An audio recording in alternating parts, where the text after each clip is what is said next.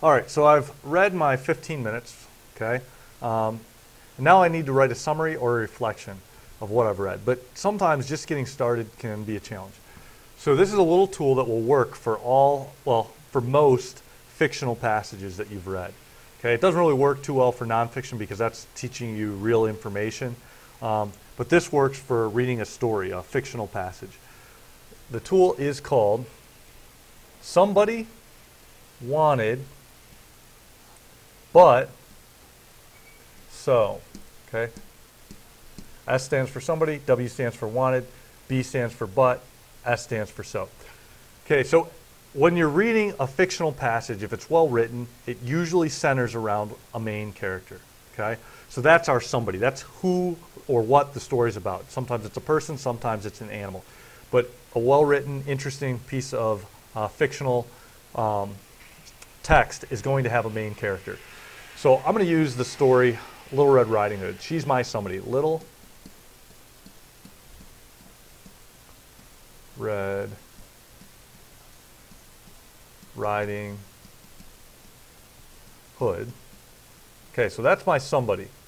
Okay, now in a fictional passage, they have a goal. The character has a goal. There's a task they want to accomplish. Okay, whether they're trying to defeat a bad guy or win a prize, they've got a goal they're trying to accomplish. So that's what they want to do. So Little Red Riding Hood, what she wanted to do was she wanted to go see her grandmother.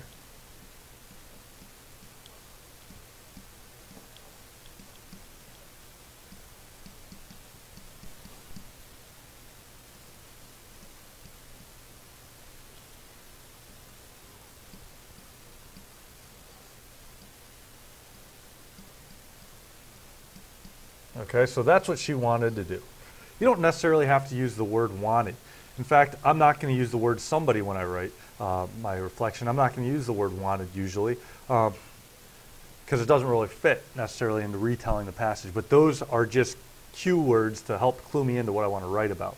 Okay, now when you're reading a fictional passage, to keep it interesting, the author usually has a curveball creep up.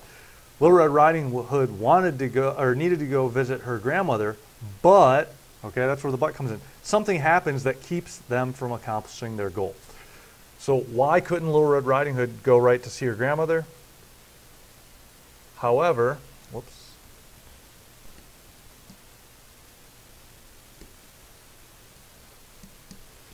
Okay, I'm not going to start with but because we usually don't start sentences with but. I'm going to start, however, she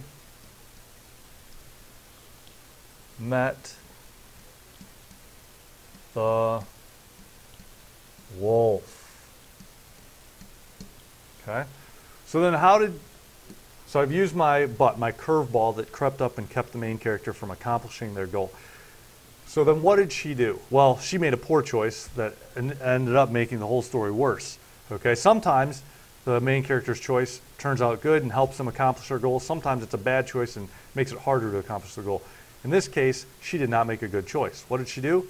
She told the wolf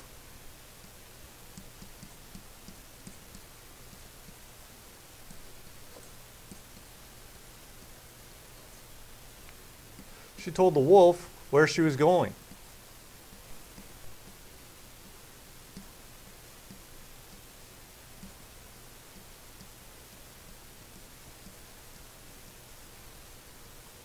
Okay, and as we all know, that made the whole problem worse because he beat her there, ate her grandmother, and next thing you know, she's got bigger problems.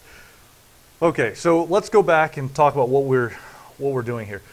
We want to give you a quick, easy strategy that will allow you to share the main idea and details about what you read when you were reading your fictional passage. The tool that we like to use is called Somebody Wanted But So. You don't have to use that, but if you're stuck in trying to write your reflection, Somebody Wanted But So is a quick, easy way to sum up the most important points of the passage that you read that day.